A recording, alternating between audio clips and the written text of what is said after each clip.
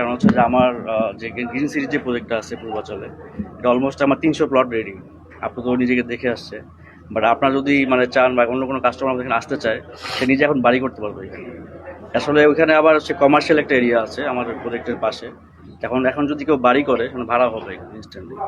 তো that's why আমরা চেষ্টা করছি খুব শীঘ্রই আরও কিছু আপনাদেরকে উপহার দিতে পারবো। আশা করছি আপনারা পাশে থাকবেন। এই তো। এটা আসলে উনি বললো আমাদের বগুড়ার, আমার বাড়ি দিনাজপুরে, আমাদের এপি সাহেবের বাড়ি বগুড়া, ওনার বাড়ি রংপুর, আর চয়ন ভাইয়ের বাড়ি বগুড়াতে।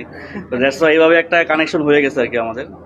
তারপরেই আমরা ওনাকে চিন্তা করেছি, আরও অনেকে ছিল, বাট তার আগে আমরা ফার্স্ট প্রায়োরিটি দিয়ে আমরা আমাদের কাছে নিয়ে এসেছি আর কি।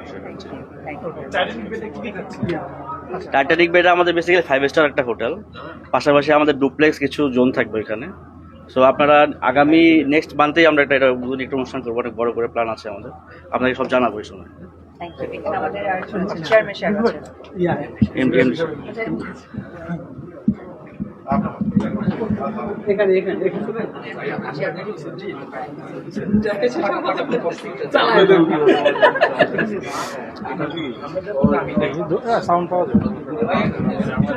আচ্ছা, উনি তো বললো সুবিধা বা থাকে না যে অন্য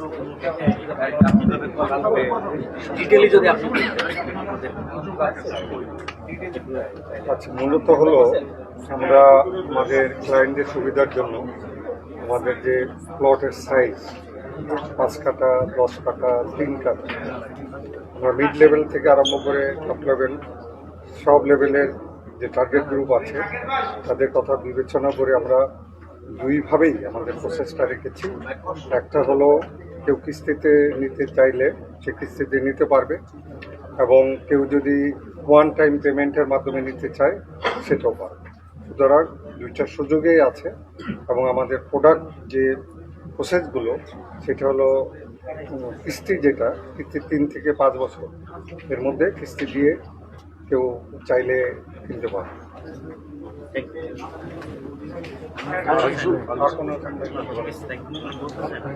তো আরেকটা বিশেষ জিনিস হলো যে আস্থার জায়গা।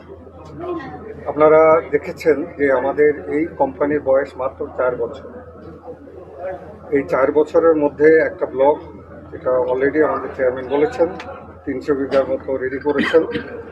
পাশাপাশি আমি সিইও হিসেবে যেই একটা উদ্যোগ নিয়েছি, যেটা সাধারণত অনেক টাইম কনজিউমিং, সেক্ষেত্রে হলো যেমন আমাদের ক্লিয়ারেন্স নিতে হয়। এটা হলো সরকারি বাধ্যবাধকতা আছে, কিছু নীতি নিয়মকানুন মেনে চলেই করতে হয়। আমরা প্রায় 18টা ছাড়পত্র দিতে হয়, সেখান থেকে অলরেডি আপনারা জেনে খুশি হবেন যে আমরা অলরেডি 16টা এজেন্সি ছাড়পত্র আমরা নিয়েছি। সুতরাং এটা একজন কাস্টমার এসব কিন্তু বড় জিনিস, কারণ তার ভ্যালু অ্যাড করা হলো কিসের উপরে? ভ্যালু অ্যাডটা করবে যদি এইসব ছাড়পত্রগুলো যদি থাকে, তাহলে কিন্তু এটা তার এই প্রোডাক্টের উপর ভ্যালু অ্যাড করতেছে, তাই না? সুতরাং আমি বলবো যে নরসাদ গ্রুপ আমরা অত্যন্ত মানে তড়িৎ গতিতে চেষ্টা করছি এই সমস্ত নীতির মাধ্যমে আমাদের যে সমস্ত অ্যাপ্রুভালগুলো নেওয়া, যে সমস্ত যে অ্যাপ্রুভাল নেওয়া প্রয়োজন, আমরা সবগুলো দ্রুততার সাথে সম্পূর্ণ করার চেষ্টা করছি।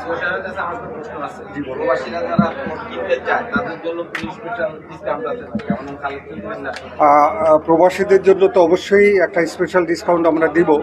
তাছাড়া কেউ যদি ওয়ান টাইম পেমেন্টের মাধ্যমে নিতে চায়, সেক্ষেত্রেও আমরা তাকে কনসিডার করব, ডিসকাউন্ট একটা আমরা দেবো, স্পেশাল ডিসকাউন্ট। আমরা এছাড়াও বিভিন্ন অকেশানে, যেমন এই ঈদের আগে বা আমাদের যখন পয়লা বৈশাখ হয়, বিভিন্ন মেলা হয়, তখন কিন্তু আমরা স্পেশাল ডিসকাউন্ট দিয়ে থাকি।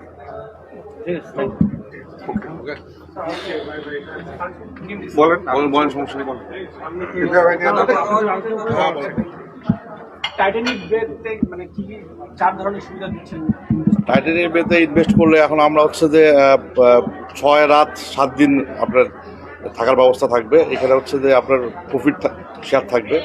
তো হচ্ছে এখানে কটেজ থাকবে, সুইমিং পুল থাকবে, ইনানি বিচের কাছে, ইনানি বিচের কাছে, পারোয়ারটেক।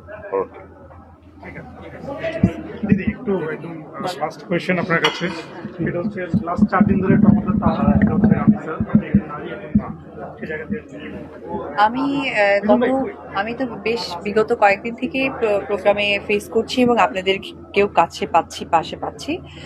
আমি মনে হয় বলেছি যে আসলে এই যে আমরা প্রতিবাদ করছি ফেসবুকে, বা এই যে আমরা বলছি প্রকাশ্যে এনে তাকে আমরা কিছু একটা করব, আমার মনে হয় যে এটা মনে হচ্ছে কথাই সীমাবদ্ধতা।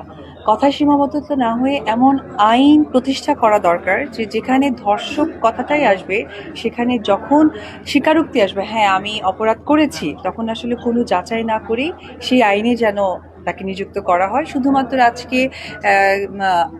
রামিসা না, এর আগেও কিন্তু আসিয়া নামে একটি মেয়ে হয়েছিল মাগুরাতে, সেটা নিয়ে খুব তোলপাড় হয়েছিল, কিন্তু সেটার আসলে কতটুকু কার্যক্রম হয়েছে আমরা কেউ জানি না।